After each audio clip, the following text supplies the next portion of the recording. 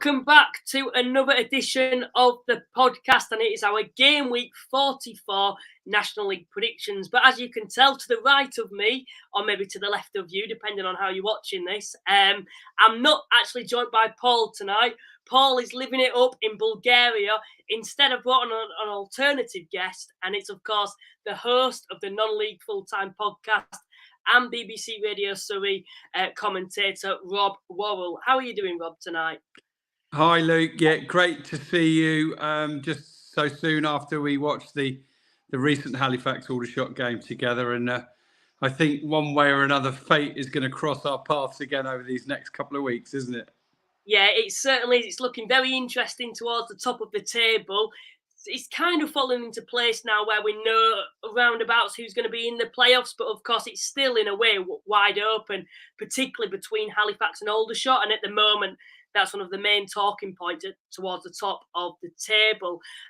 Please remember to check out our sponsors, Cards Accepted. There's a link in the description. You get 50% off your card machine if you use that link in the description. Also, please remember to like and subscribe. We'll have a look at what you guys have been saying. It's going to be a busy one tonight. There's quite a lot to talk about. I'm going to be throwing you in the deep end a little bit tonight, Rob, with some of the questions. So yes.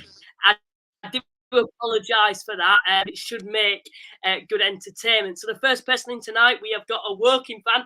Of course, for those who aren't aware, Rob, you are an Aldershot fan. We've also got William, who's come and said evening. We've had John, who's come and said good evening. Harry's coming, he's a York fan. York are staying up. Yeah, they had a very good result, didn't they, midweek against Halifax. Of course, a little unfortunate not to be taking all 3 points. Of course, I believe you did watch the game. And what did you think of that game overall? Well, if I'm honest, I was very impressed with York. I think the momentum they gained from the 3 wins back-to-back was really obvious to see.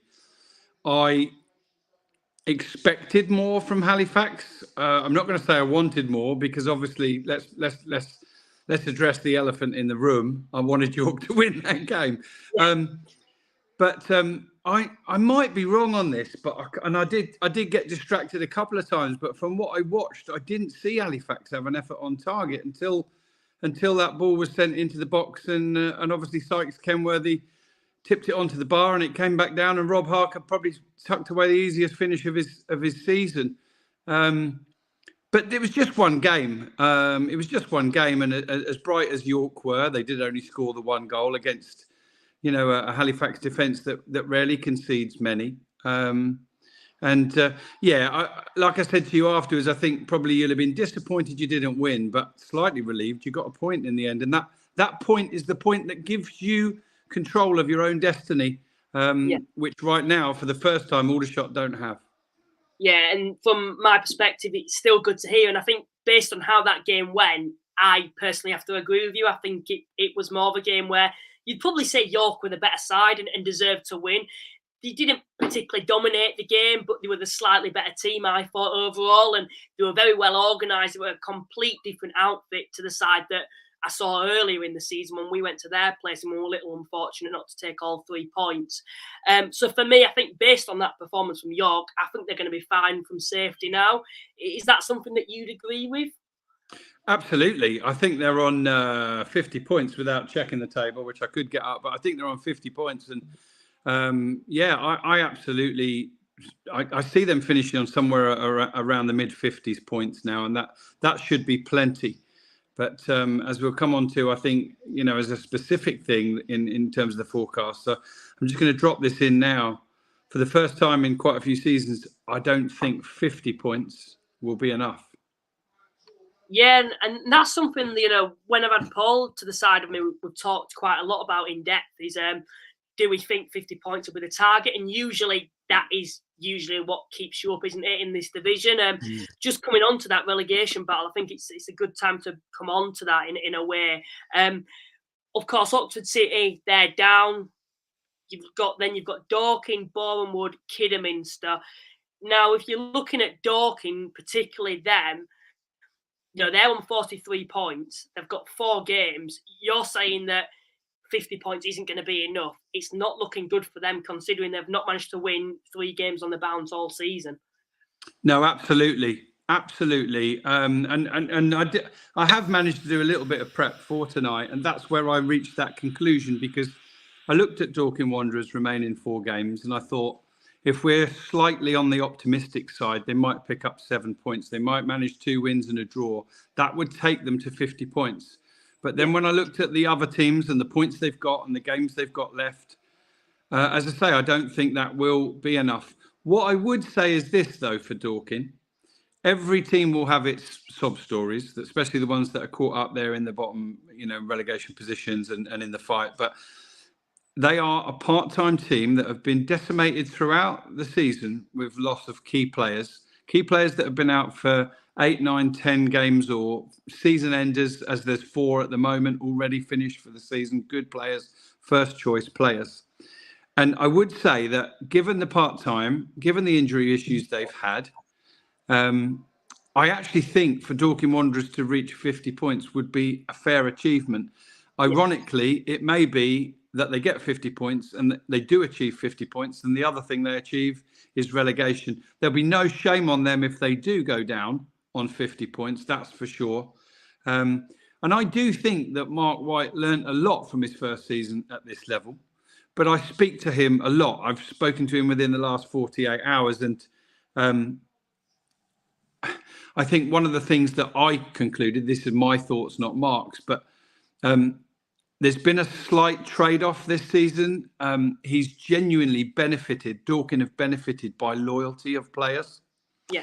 The problem is now they need to evolve. They need to be as near as damn it full time. I know they're planning to go to Mondays as well as Tuesdays and Thursdays next season.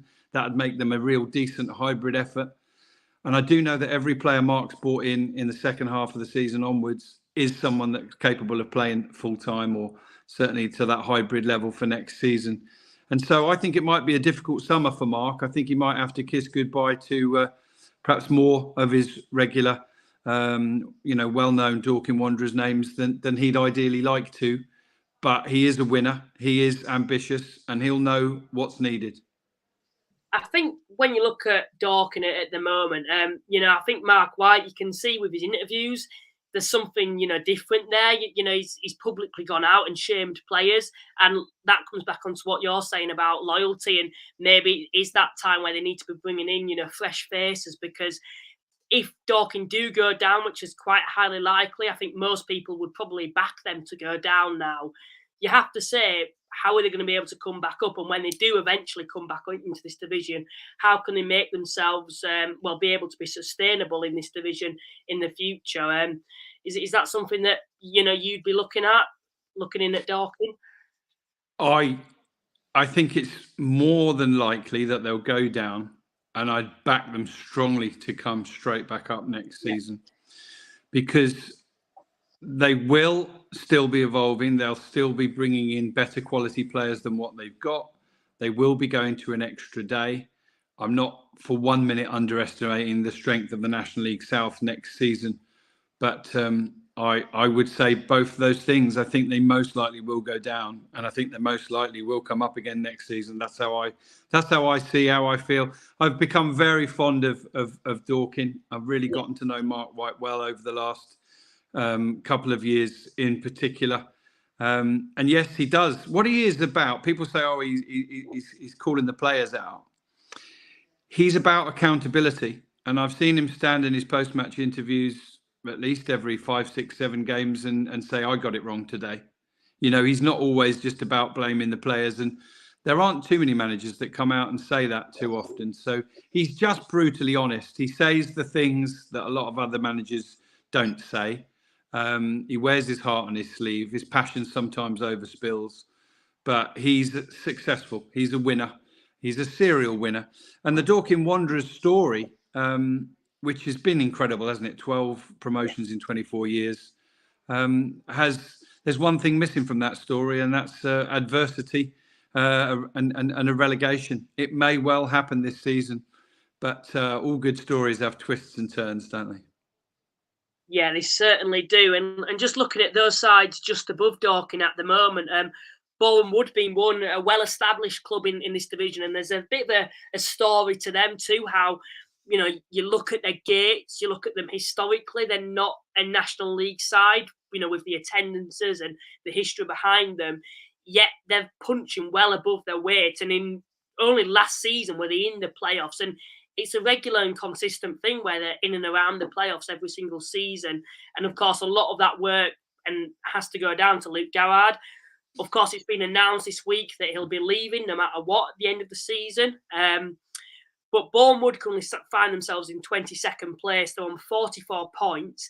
It's quite similar. They remind me of the Yeovil of last season, where they were always just above the drop zone, never looked like they were going to drop into it. And everyone was saying they draw too many games. If they could turn those draws into wins, then maybe we'd see them shoot right up the table. Unfortunately, in recent weeks, things have turned to the worst. And you look at them now, and those draws are turning into defeats. They've lost 5 games on the bounce. 7 games on the bounce, in fact. 6 games on the bounce. They are winless, in 7. It's not looking good there. They've got Wealdstone at home this Saturday, Rochdale away, Aldershot away, where Aldershot are desperate to try and get into the playoffs, so they'll be hoping to win that game. And then Ebbsfleet at home on the final day. They're a side for me that you'd like to think, with that squad and the experience that they've got, especially now they've added Tishamanga back to the squad, you'd like to think that they'll be able to pull it out of the bag. But at the moment, you just don't know where it's going to come from, these points. No, I'm going to be honest here and say just 2 games ago, when most teams had 6 games left, and you looked at all the teams that were still in that relegation race, for want of a better description, and I said from a standing start, 6 games to go, I'd back Boreham Wood. They've got the experience, they've got the strength, the nous, the determination, and they've been heavily beaten twice more. I literally think every single week, nobody analyses more than Luke Garrard what's right, what's wrong, what they need to improve. He works tirelessly. He's one of those people that probably gets by on very little sleep. And I think he's gone, by all accounts, and had a meeting with his chairman, as they often do. They speak on the phone. If he's not there, they'll have meetings the next day. He's done a lot of soul searching, and he's probably decided that he's given everything he can to it, and that the common denominator must be him. I've heard it said many, many times that sometimes all a group of players need is a different voice to listen to. And Luke's been there a very long time. He's the longest serving manager in this division. And I think he's looked himself in the mirror and he's thought, you know what, it's time to move on. It's time for this club to have a different manager, and it's time for me to have another challenge. And I applaud his honesty in doing that. I think the statement written by Hunter, isn't it? Is it Danny Hunter, the Boreham Wood chairman, is the most. It's literally the most almost poetic managerial departure message I've ever seen, and rightly so for someone like Luke Garrard. I also think it's very good timing, because it's literally a last roll of the dice. It's like, now everybody, don't just do it for the club, do it for Luke. We don't want to send Luke off on the back of a relegation. So it's a bold move. It's one that I respect. And whether they go down or not, there's no denying what a fantastic job Luke Garrard has done at Boreham Wood over the years. They've not always been the easiest on the eye. He knows that. He's never hidden behind that. But I am surprised they've struggled as much as they have this season with some of the talent they've got in this squad.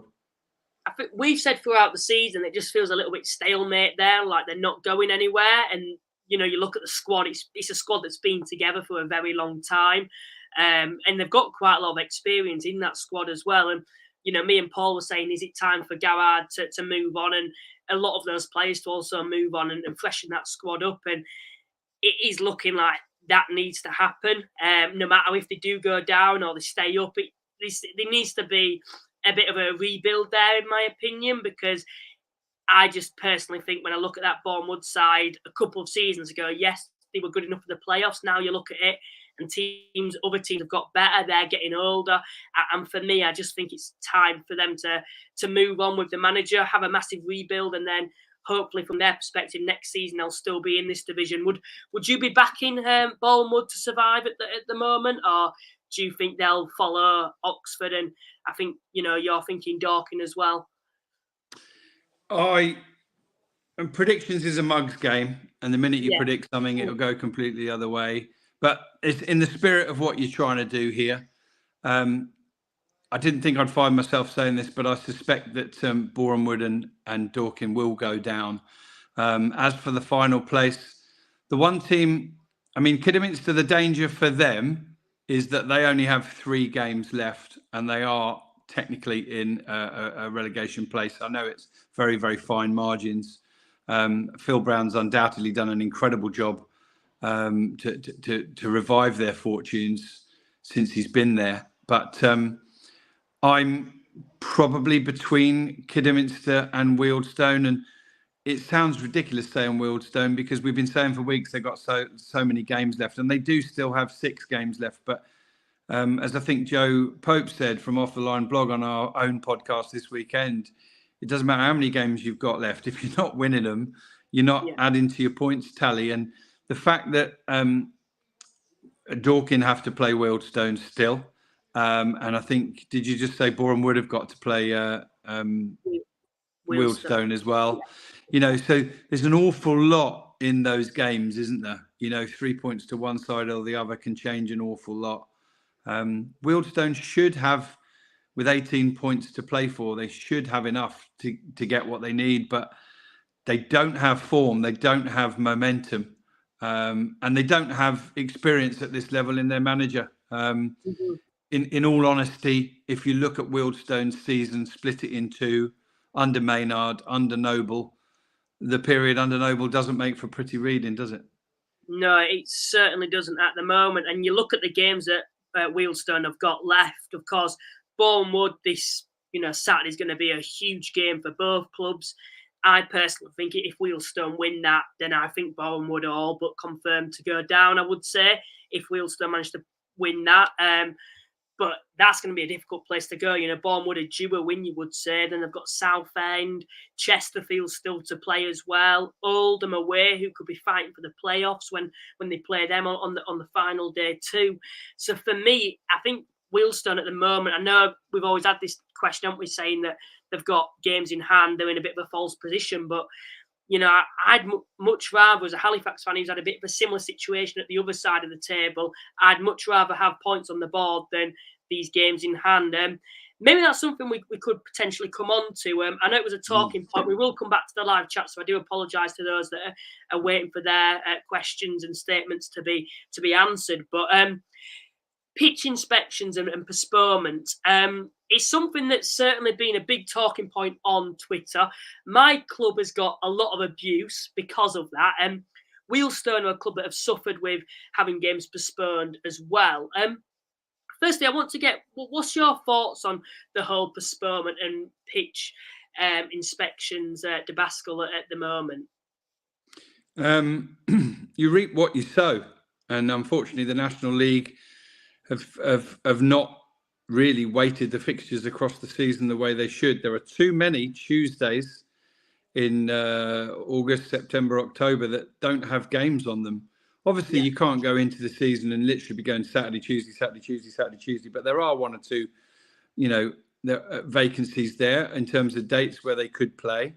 They probably need to start the season a week earlier. And I know there's been a lot of procrastination about when next season's National League will start. And I can't remember the exact dates, but I think in the end they've plumped for 1 week later. There was a choice of 2 weeks and they've gone for the later week. That doesn't help. Undoubtedly, you will get individual clubs that have particular problems, obviously like Wealdstone with the pitch at Grosvenor Vale and like Taunton and Truro in the National League South. And, we have had one of the wettest winters, autumn, winter, spring, whatever you want to call it, just one of the wettest 9 months or so that we've probably had. So it is an extreme this season, but plan a little bit more sensibly, 1 or 2 more midweek games up the other end of the season, and then leave yourself some room to manoeuvre. That's my take on it. I know you look at Halifax, they've had 5 games postponed this season, and 3 of those have been in the last month. We've got a massive issue with fixture congestion at the moment. We actually, of course, had York. We're meant to play them on the Monday. That got postponed, and it was looking like it was going to be played on a Thursday night. And you'd have, I think, a Saturday, Thursday, then another Saturday game, or it might have been Saturday, Tuesday, Thursday even. It was ridiculous. And, there were talks about potentially us moving to a different ground to play the remainder of our games. That's something that, we have done in the past. And for me, if Halifax do have another game postponed this season, that's going to have to happen. And I know I disagree with this, but we have had people who've actually come on and said Halifax, and maybe you'd probably like to see this because of where you're at the moment, Halifax should have points deductions or should actually have to forfeit the season because they're not playing. And what's your take on that? You seem like they're not to hear. Yeah, no, they're not rational for me, those comments. I mean, if they're backed up with good constructive arguments, then I'd listen to them. But I'm not sure that's really the case. I think, I do think that probably the National League needs to put in place some clearer guidelines for, pitch inspections. And I'm particularly thinking of some of the problems we've had throughout the season about travel expense, travel times that visiting supporters, players, etc. have got to do. I think this work can be done there, and that can be done across the board. But no, I think that's probably just people trying to get a bite, trying to get a rise out of you or out of other people. Yeah. Certainly, there's no case for any points to be docked, that's for sure. Halifax don't want to postpone the amount of games they've had to postpone, do they? And they're not trying to seek an advantage by it. On the contrary, when games stack up, like you end up finishing the season Saturday, Tuesday, Thursday, Saturday, that doesn't really help anybody. We'll move on to chat what the rest of people are saying then. Someone else said York are staying up. We've had an Aldershot fan who's come in tonight, said Aldershot's looking like a last playoff spot showdown with Halifax. Stingstone is a Maidstone supporter who's tuned in, saying evening all, looking like there's going to be a very busy month ahead, especially for us. Of course, Rob, you do cover the National League South on your podcast, so maybe if you don't see that Stingstone, I think it is, go check them out over there. What's your take then on, we might as well, as I've got you here, Maidstone, do you see them coming up this season? I haven't particularly had a look at the National League South recently. I think they've got a great chance. They look well set to finish in the playoffs. The playoffs themselves, of course, are a lottery, aren't they? So there's no guarantees at all. But I think their FA Cup ventures this season have shown what incredible togetherness and strength and belief that they've got. And just the fact that a side that went down last season, relegated last season, have bounced back as well as they have. They've continued pretty solid league form despite all the distractions of that brilliant FA Cup run. 5th round, wasn't it? 5th round? I mean, that's crazy. That's a once in a club's history kind of thing from our level. Certainly it is in Maidstone's case, isn't it? But I like George Elokobi. I like his leadership, his strength, togetherness. There's some good players in that squad. I really like Lamar Reynolds. I think he got a hat-trick in the space of 15 minutes or so at the weekend. George Fowler, someone I know really well and who obviously from his time at Aldershot, but I've kept in touch with as well. I think the playoff race in the National League South is going to be fantastic because you've got a side there in Worthing who obviously have sort of they've had a little bit of a blip, having lost a really, really good manager in Hinchelwood to York, but they're coming again. They'll have enough, I'm sure, to make the playoffs. And then there's teams like Chelmsford that have been so consistent week in, week out. They're the ultimate team in their league for the 1-0 win. They're perhaps the team in the National League South most comparable to Halifax in the National League. Yeah. In that, first and foremost, they defend for their lives. They get a lot of clean sheets, and they try and make sure that they've got at least a point at the end of the game. And obviously, if they can get the goals, particularly the goals of Charlie Ruff, who's been outstanding, and were it not for Ollie Pearce at Worthing, will probably be the National League South Player of the Year. It'll definitely come from those two, I think. Williams come in and said, who does everyone have going up through the playoffs? And then Ola, who's an Altrincham fan, I believe, says, think it will be a Barnet versus Alty final, and I fancy Alty as they would have gone all the way from quarter to final and will have confidence and to go all the way. It's quite a hard one to call, particularly at the moment, because it is so wide open. You know, even last season we had the title race, and I know a lot of people thought that Notts would stumble in the playoffs because of that heartache of not winning the title, yet it was still the strong favourites to win it, where this season it's wide open. I would say anyone who gets in the playoffs this season, you know, you could have a strong case for them to actually go on and win promotion. You've got Bromley, who are likely going to be at home and are very strong at home overall. Aldershot, who have proven that they can beat anybody on their day, including the likes of Bromley, Altrincham, Solihull. I know you've mentioned you have a very good record against sides who are inside the playoffs as well. So for me, I think it's a very one hard to call. I'm not going to ask you this, and I'm not going to answer it myself, because I think it's too early to really say and give predictions on that. But it might be a good time to actually come on to Halifax and Aldershot, because I think we both have the same opinion, and it's going to come down to be between us for that final 7th spot, unless you have other ideas and you think maybe a Gateshead or a Solihull or an Altrincham could fall out, even it, and maybe Halifax and Aldershot both go in. What's your thoughts, Rob, on that? It's changed a lot in the last 2 weeks. There's no denying it. Aldershot had a pretty poor Easter. They played the sides in 20th and 23rd position, and probably were looking for minimum 4, hopefully 6 points. They came out of it with 1.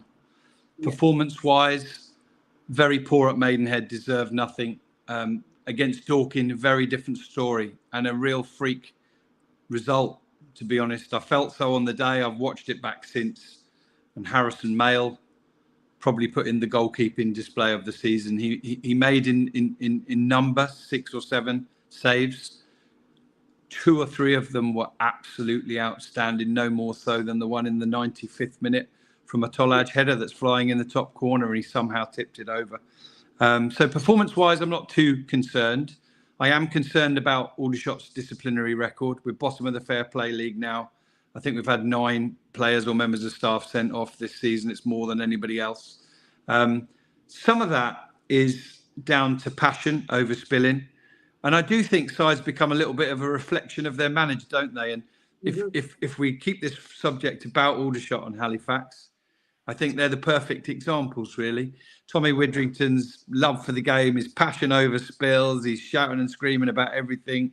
He wants every pass to go right, every attack to be finished. He's gesticulating on the sidelines. He's getting wound up with the referees and everything else. And I think his team play a little bit like that. They're a little bit erratic, great going forward, sometimes forget to shut the back door. Yeah. And I think Halifax, Millington's calm, considered. He was a defender, and he starts off with that really, really strong, we're going to be hard to break down. We're going to be hard to score against. And so it's a fascinating battle. I do think it will be one of us. I think it will be Halifax or Aldershot. Over the last couple of weeks, Altrincham, Gateshead and Solihull have all shown that they can go the distance. Looking at their points tallies, they're not significantly more, but they are more. Yeah. And I do see them in some sort of order finishing 4th, 5th and 6th. As far as the actual playoffs themselves, we can't predict them until we know who's in them. Mm-hmm. What I can say is this, from Aldershot's point of view, should they make it into the 7th position, I don't see them finishing higher now. They would have to do what Grimsby did last year. They'd have to go away from home twice and win to get to Wembley. Yeah. They've never been to Wembley. That would be an incredible achievement for Aldershot Town. Their away form's not as good as their home, but it has been okay throughout the season. And I'd back them to win one of 2 away games. Will they win both? Hand on my heart, I struggle to see that they will.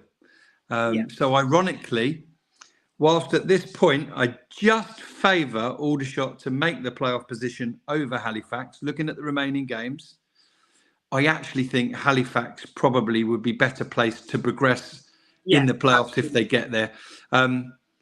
If things stay as they are, and there is a long way to go in 4 games, and Aldershot finished 7th and Gateshead finished 4th, Aldershot would have to go away to Gateshead.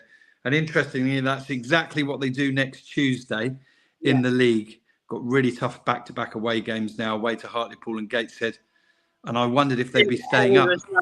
You've got Saturday, come back, then back to Gateshead. They literally are doing that. And when I saw that the rearranged fixture against Gateshead had been arranged for the Tuesday after Hartlepool, I thought, masterstroke.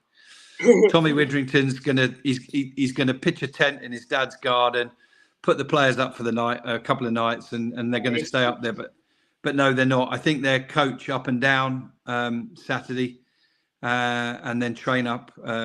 God willing, trains running on Tuesday. As for Halifax, well, why don't I ask you about that? Looking at their remaining games, how do you feel? Do you think that Halifax right now are favourites to finish 7th or Aldershot? I think if I wasn't a Halifax fan in a way, I think you'd be backing Halifax to finish in the playoffs over Aldershot, because you look at Aldershot's remaining games, 3 of the 4 are away from home, and they're not easy places to go. Hartlepool have certainly improved in form recently since that 7-1 thumping. They looked very well organised against us, and I think personally, we're going to come on to that game shortly, but I personally think I'll be backing Hartlepool to win that game against Aldershot. Then you've got to go all the way back to then play Gateshead, who are on brilliant form at the moment. Then you've got Boreham Wood, your only home games against Boreham Wood, who are, fighting for their lives, and I think at that point will still have something to play for. So that won't be an easy home game, as easy as it may look on paper. And then Dagenham on the final day. For me, that's a tough set of fixtures for Aldershot, probably the toughest in a way you could have, because if you were playing in Chesterfield, they don't have anything to play for, where Gateshead do. Hartlepool are playing for the contracts next season and they're on decent form themselves at the moment. Boreham Wood will have something to play for as well, I suspect, at that point too. So for me, that's a tough run of fixtures. And of course, they've got less games than Halifax have. Halifax have 5 games to their disposal. Of course, it's not easy for us, but we've got those 3 home games, which is something that's going to be key. Kidderminster away are down there. It's going to be a tough place. Then we've got Oldham, Barnet and Ebbsfleet.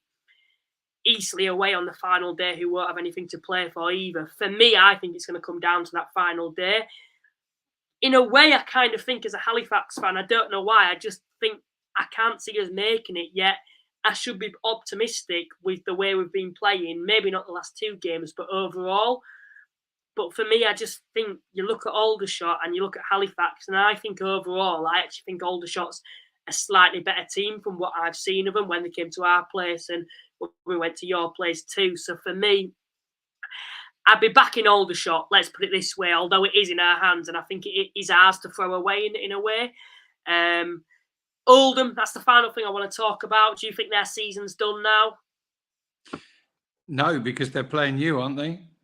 Yeah, they've got us in a few weeks. That's last. That potentially. I mean, obviously, we don't know what the results are going to be on Saturday, but potentially, let's say if Oldham do better than Halifax at the weekend, or at least as well, that'll be their last chance saloon. They are that 5 points further behind, aren't they? And it could be significant.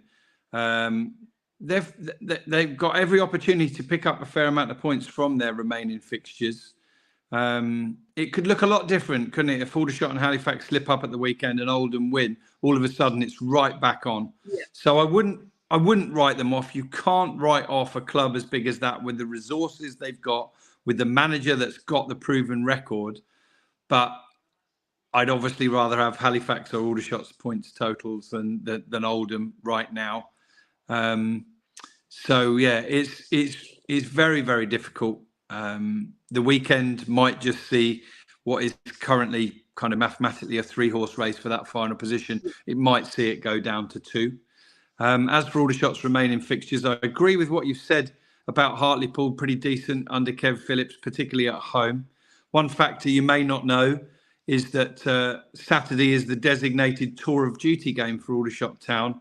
And I don't know the numbers, but I think they'd probably have somewhere around 500 plus fans up at Hartlepool on Saturday. And quite apart from the fact that the players will want to respond, this time with a result rather than just a performance. They've gone 4 games without a win, Aldershot, and it might be as long as they've gone all season without one. Yeah. So they'll be determined to respond. And I think they will respond on Saturday. I think they'll give Kev Phillips' side a really, really difficult game.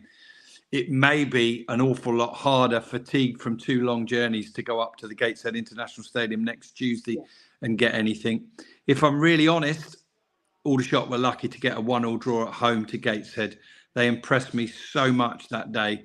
And they probably felt as unlucky not winning that game as Aldershot did against Dorking on Easter Monday. So, I mean, literally with every set of fixtures, it just gets that little bit tighter and that little bit tenser, doesn't it? Yeah, it certainly does at the moment. We've had Mr. Luke who's come in tonight, and he said, "Hello, gents. What an absolute waste of time travelling all the way to Fylde for our game to be postponed. And we go again in the FA Trophy semi-final on Saturday. No pressure, lads. Yeah, back-to-back Wembley trips potentially for you guys. We've also had coming tonight. No, I think Norwell's coming. Oldham versus Rochdale will be the atmosphere of the season. Yeah, Derby Day, of course. Ryan, who's a Scunthorpe fan, has come and said, "Hello, all. Scunthorpe plus playoffs will not be a good combination. See you all in 2 to 3 years' time." I'd love to see Scunthorpe back in the National League. Of course, a big club that brings something to the division. We've had John, who's come in and said, "Luke, the primary school kids was a little embarrassing. Couldn't help but laugh, as well as the police too." Is that a York fan? I think it is. And then we've had John. As you know, I was sceptical about Hinchelwood's appointment, but I am changing my mind because he does seem to be turning things around. So good luck to him, and may it continue into next season. David, who is, of course, a Maidenhead fan, has come in and said, "Boreham would have suffered from an ageing squad and poor recruitment last summer. Dire quality of football." And then Roko, who I think's a Tottenham and Boreham Wood fan, even in Wealdstone and Ebbsfleet at home are huge games, and I think we could potentially win those games and hopefully stay up. Rochdale and Aldershot are nailed on losses. And then we've also had finally come in tonight, the Heed Army podcast has said, "Hi Rob, are you coming up to Gateshead on Tuesday? I have a heater on under the commentary table to keep us warm." Oh, that's brilliant. In actual fact, and I've known this ever since the fixture was announced, I'm not actually. I've been up to Gateshead many, many times. It's where I made my commentary debut some 8 years ago as well. Yes, it's not my favourite place to commentate because of the extra distance around the athletics track from the pitch. But good to know the heat is there. I think Bernard Chizzy will be the one who's commentating on the game there with my regular summariser, Alan Baldwin, alongside him for that one. All the best, and enjoy a nice cosy night at the Gateshead International Stadium. Yeah, I'm sure it will be. It's always freezing cold. As you know, you've been before, but every time I go miles away from the pitch, and it's always freezing cold up there too. People have been coming in with their predictions for the final. Gateshead v Bromley final, Bromley v Altrincham final. Lee's come in tonight and said, "Yo, Luke, welcome to the stream, Lee." I think that's a Wrexham fan who still joins us, which is good to see. And Tom's come in and said, "We may have bottled the playoffs, but we'll always be Oldham Athletic, proper club, proper fan base." I can't disagree with that, to be fair. And then we've also had coming tonight, this is a York fan, I think.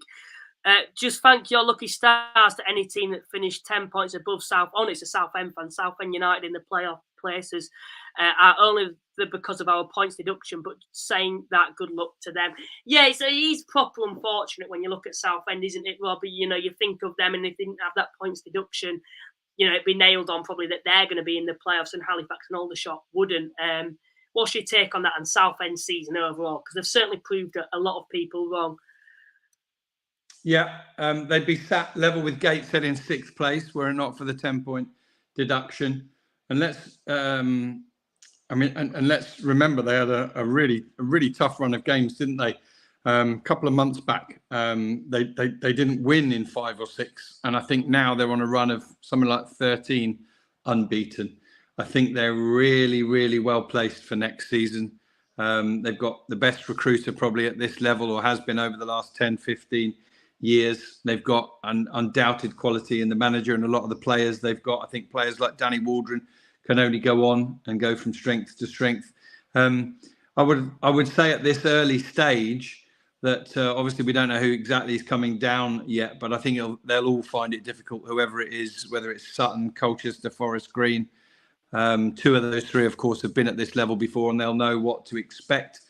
But I would imagine when the betting starts for next season, you'll probably find the teams currently 9th and 10th at the moment. Oldham and Southend United will be the 2 that are the top favourites to win the division.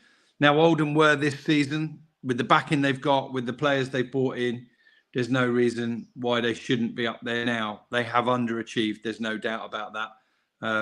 But with Southend, as you say, yeah, you stick I always do it when I look wherever they are in the table. I stick 10 points back on, and you're absolutely right. Probably Aldershot, Halifax, and Oldham would all be licking their wounds right now if Southend hadn't had the 10-point deduction, wanting miracles in the final few weeks of the season. Certainly. We've also had Tom, who's come in and said Aldershot were outstanding when they beat us, Oldham, a couple of weeks ago. Best side we've played this season. Well, to be fair, when I came to your place and saw Halifax lose there in the last minute, I thought you were a very, very good side.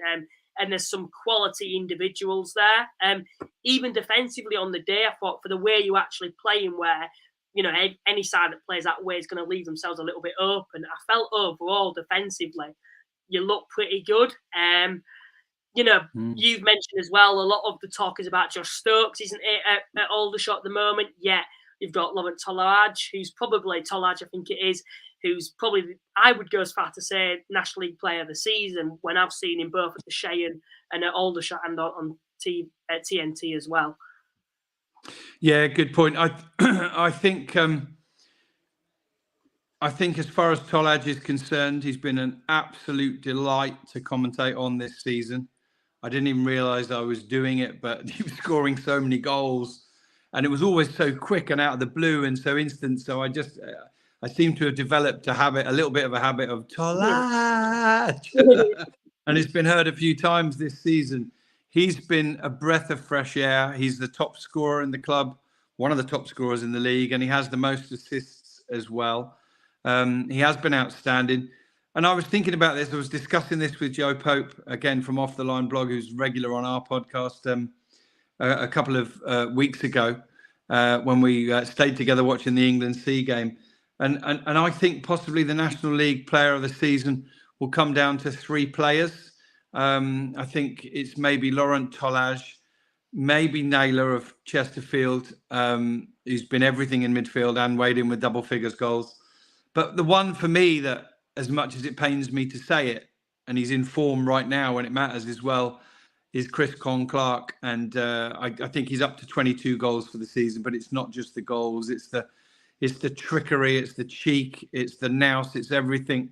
I think he's a player that frankly should be playing at a higher level and will be soon, whether it's with Altrincham or not. And I'd have to say the same about Laurent Tolaj, although Tolaj loves it at Aldershot. He is actually contracted for next season.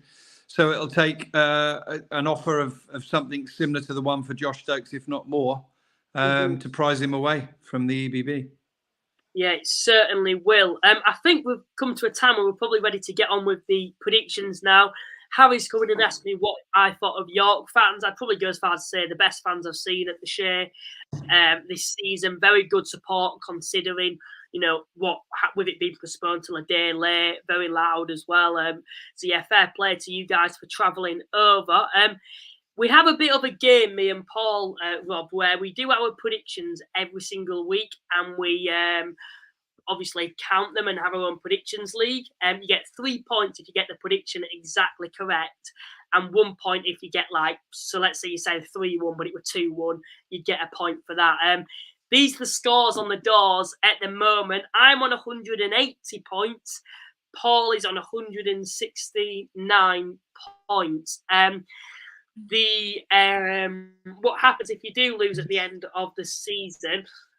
As I'm a Halifax fan, if I lose, which is just not going to happen now, hopefully, I would have to wear a Rochdale piece of clothing, so a hat, a shirt, a scarf for the final show.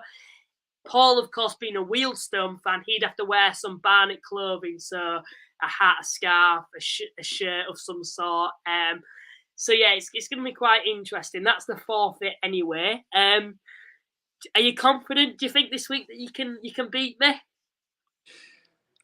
I'd like to think I might have a chance of beating you on the day. Whether I can close that 11-point gap is slightly unlikely, but I'll see if I can close it a little bit for Paul. I'll give it a go. It is something that I do with a good friend of mine, actually. Most weeks we haven't kept it going of late, but we have a slightly different point scoring system that I won't bore you or the viewers with. But yeah, I'm up for it. I'll give it a go, predicting the unpredictable. Of course, you guys who are watching as well, get your predictions in the live chat. If we have enough, we'll put them on the screen and see what you guys have been predicting too.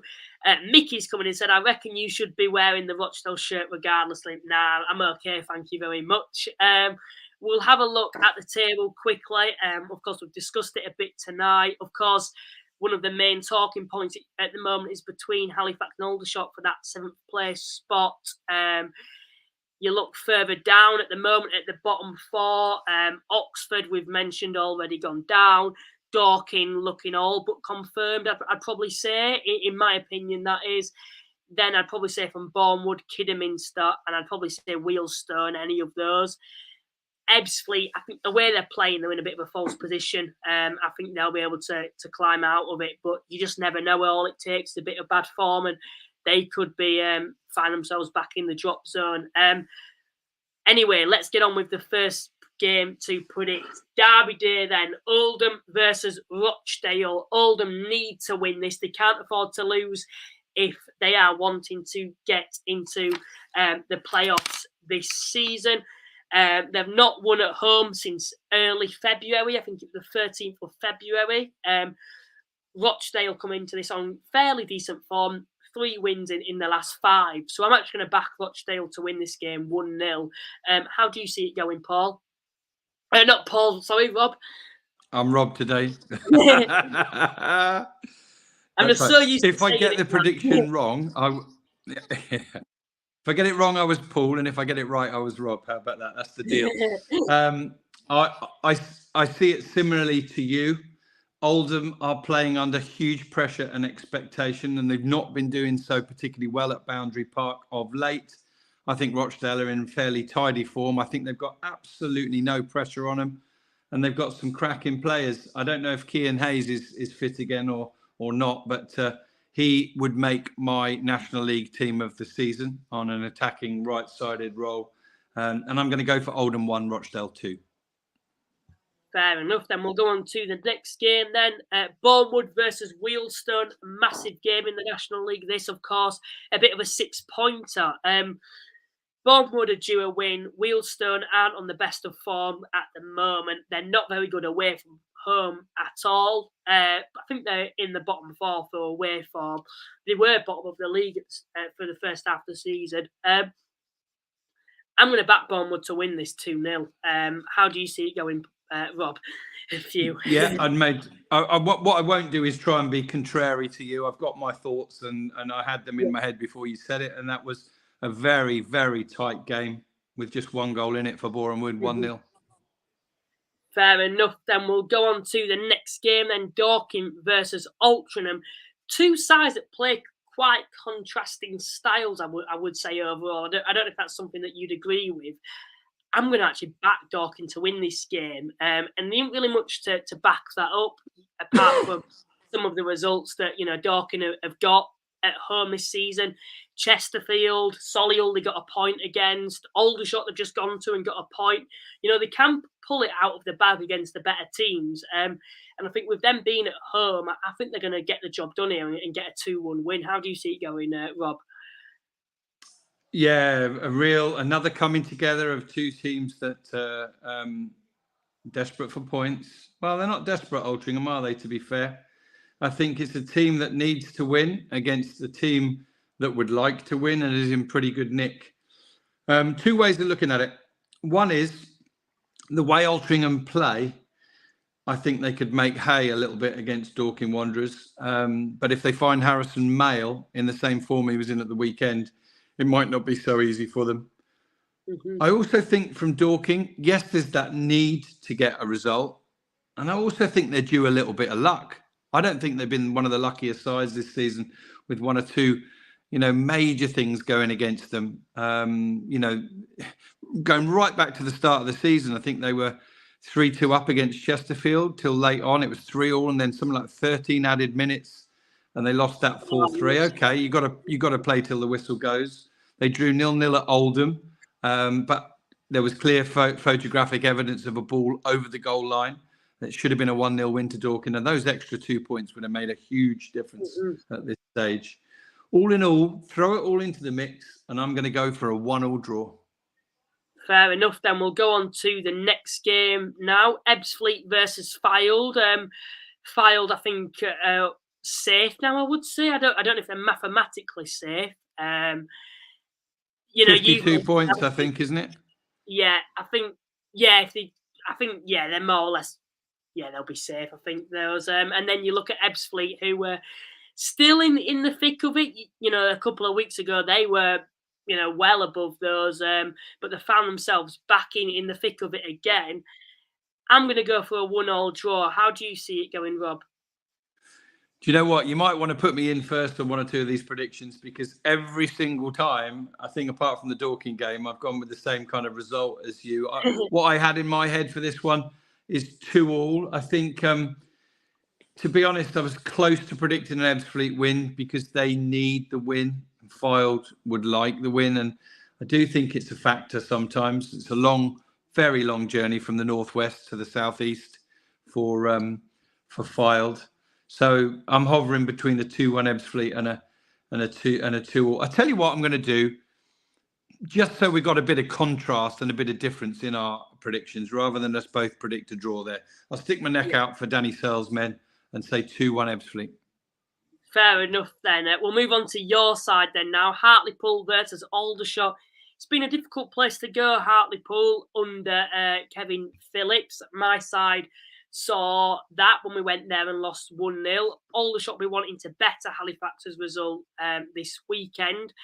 They're going away to Hartlepool. That is a long journey, as you've mentioned. You've mentioned that they're going to go there, then come back down, then go back up to Gateshead, in the same area, of course.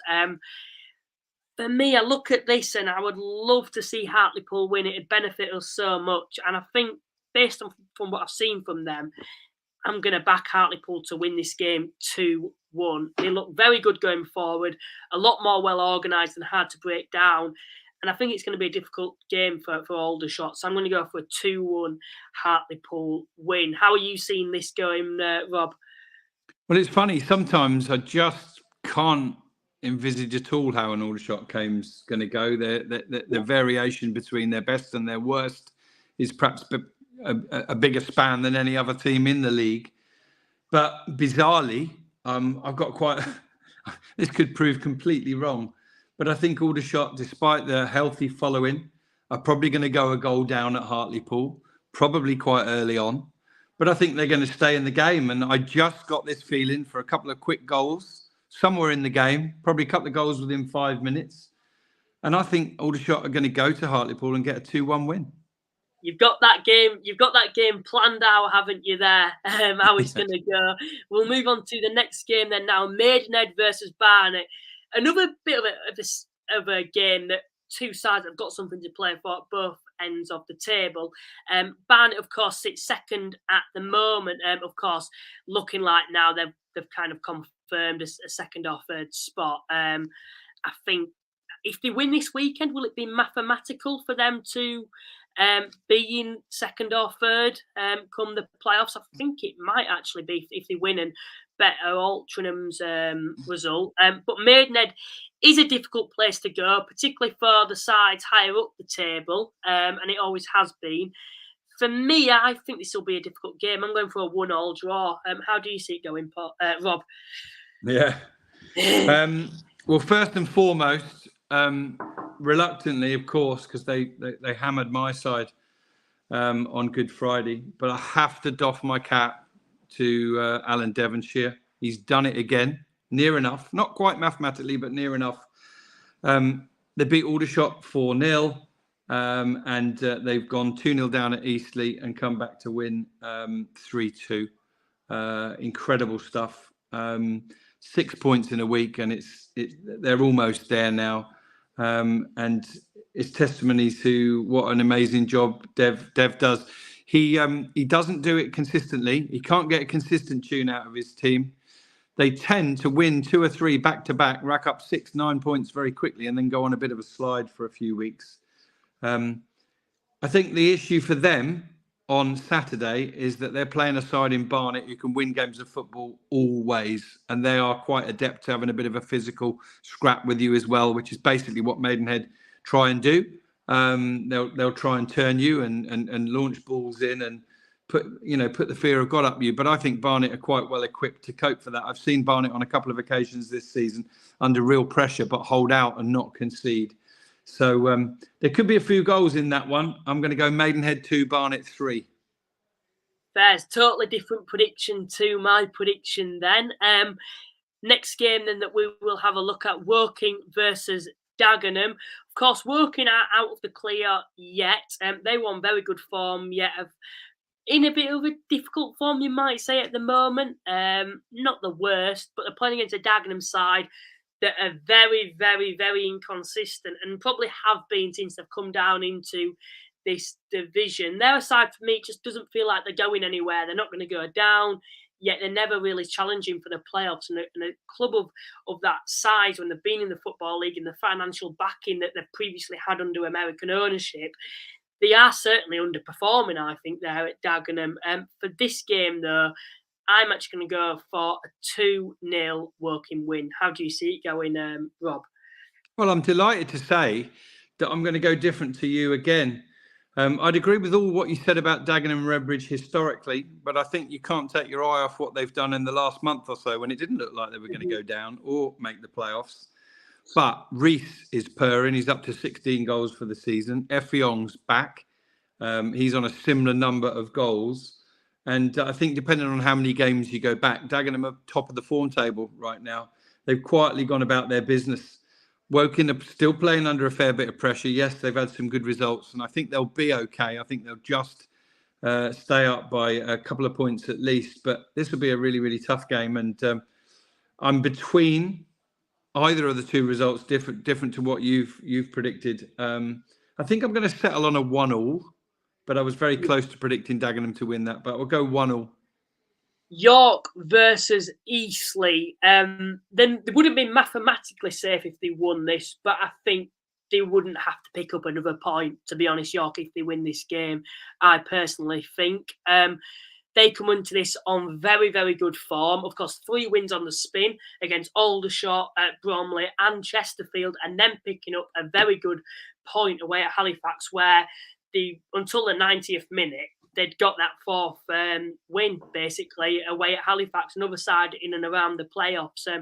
They're coming up against an Eastleigh side that aren't on the best of form themselves at the moment, level on points with York, in fact. But for me, I look at this game, the way York's set up, they're very well organised. I saw that at Halifax. I thought they were hard to break down, and then they'll counter you on the break. Now, will Eastleigh go to York and try play football, or will they try do to York what York have done to the so-called better sides in the last couple of weeks? We know Eastleigh have got that quality. Paul McCallum has been prolific for them this season.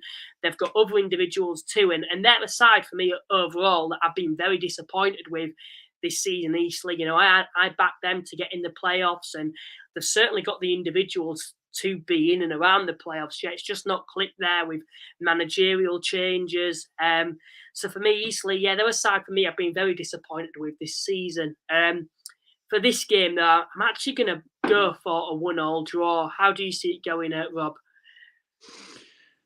Well, I'm going to go for a narrow York win, but with a caveat, and I know this won't count for anything when you tot up the points. Mm-hmm. But if that front line of Eastleigh turn up on any given day, they can beat any team in the league. McCallum, we watched him up close and personal in training down in Swansea for England C, and they did a lot of set pieces. There were only a couple of times the ball went in the net. It was both him. When he wasn't putting it in the net, he was getting it up and winning it and feeding somebody else. He's not the hardest working striker, but he's the nousiest striker. His ability in the air is not bettered by anybody else in the division. If he's fit, playing and turns up, Eastleigh can always win a game of football. But I think they have struggled a little bit under their new manager. They're not out of it yet. And I think York come into the game in slightly better nick. So I'm going to go for probably a late single goal game, 1-0 winner to York in the last 10 minutes. Right. I think we're on to the final game then now. And it's Kidderminster versus Halifax, my side in action. We were on very good form. Yet, like Aldershot, we've not had the best bank holiday set of fixtures, of course, losing to Hartlepool and then dropping points to York at home. On paper, you might say those two were games where you might have thought we'd take maximum points for, with Hartlepool not having much to play for and York being down there. But overall, I think those were two difficult set of fixtures. This certainly will be one as well, going away to Kidderminster, who have just beaten Chesterfield away from home. I know Chesterfield have, of course, already won the league, but they're the only side, Kidderminster, to go to the Technique Stadium and actually take 3 points off the league leaders. So for me, I think this will be a difficult game. It's at this point of the season. I think placement in the league goes out of the window, especially when Kidderminster, they're fighting for their lives. They've got a very good coach, in my opinion, that suits them for the position that they're in at the moment to complete this great escape. But Halifax need to win this to overtake Aldershot. Otherwise, we don't want to put it back in Aldershot's hands, because then I just don't think we'll make the playoffs at all. So for me, for this game, I'm going to have to go for a 2-1 Halifax win to be a little bit biased and go with my heart. How do you see it going? I see the kickoff time's late. Is it on TV? Is it on TNT Sports? It's televised. Yeah. Not that necessarily should affect the result. I'm finding it really hard to predict it because with the other games, I've just used my head, and this one's got heart involved as well, because obviously a bit like you, when you're looking at Aldershot going to Hartlepool, you want a particular result. Relatively recently, Aldershot went to Kidderminster. I think it might have been Phil Brown's first or second game in charge, and he really took the handbrake off. They're really going for it. That said, they've had a fair few draws of late, and so have Halifax. And I think the smart money, not that I'm putting any money on it, would be for a draw. I just can't decide between a 0-0 and a 1-1. But my slight hunch is for a 0-0. To be fair, if this is what I say when I go with my heart, in a way, I want to go for a 1-1 draw. I want to agree with you for a draw for this, because Kidderminster draw a lot of games. Halifax had their fair share of draws as well over the season. But I've got to go with my heart, I think, for this one and back us to win 2-1. And it would be a significant result if we could pick up the 3 points for this game. I think that more or less wraps up the predictions then. Thank you very much for joining me, Robin, stepping in when Paul's been away. It's been great to have you on tonight. Yeah, right up my street, Luke. Thoroughly enjoyed it. And all the best to Paul as well. And good luck for the rest of the season. I'd love to say see you in the playoffs, but as we've both kind of said, it's either your team or my team. Let's hope at least one of them makes it, eh? Yeah, let's hope so anyway. Yeah, hopefully, like I said, it's going to be my team. But do you want to give your podcast a plug? I know a lot of people here are properly interested in the National League and support National League clubs. And, of course, your podcast is very different to mine. It's a proper podcast type of thing with, you know, Spotify. Yeah, do you want to give it a plug? Yeah, it's called at NL Fulltime. It's been going for 7 years now, or maybe 8. There's 3 or 4 of us that are regulars. We cover the 3 national leagues. So if national league's your passion, if you're watching Luke's podcast regularly, but you're also interested in the North and South, we cover that every single week as well. We have quite a few managers and players on. And I'm a believer, whether it's your podcast or Jamal and Femi's or the non-league show.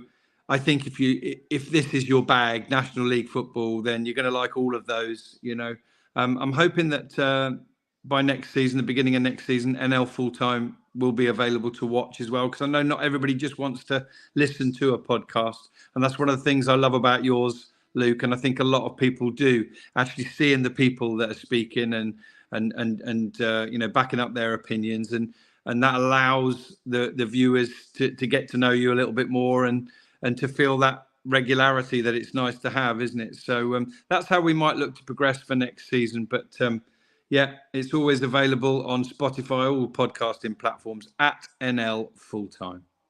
And I know a lot of you guys want to know where I get a lot of my knowledge from. It's, of course, from non-league, well, NL Fulltime. Every Sunday, I think it is, an episode's out, isn't it? And yeah, it's a great insight. You know, the people on there, in my opinion, speak a lot of facts and clearly about the division.